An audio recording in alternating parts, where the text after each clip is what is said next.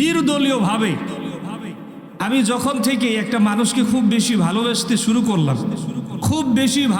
শুরু করলাম, তিনার নাম হলো মিজানুর রহমান আল আজহারি।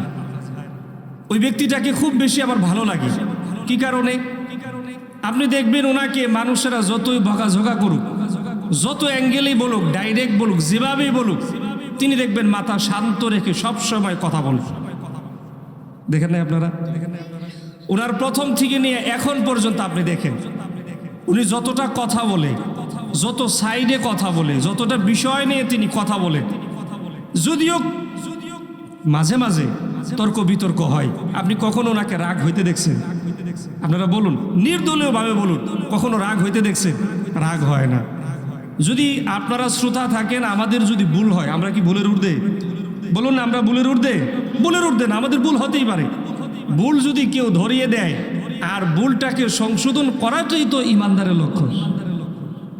এই জন্য আমাদেরও যদি ভুল হয় তাহলে আমাদেরও বোঝা দরকার, আমাদের বোঝা উচিত যে আমাদের এটা ভুল হয়েছে, এটাকে পরিবর্তন করা। ঠিক না? জোরে বলেন। আল্লাহ পাক আমাদের সবাইকে হিদায়াত দান করেন, বলো না আমিন।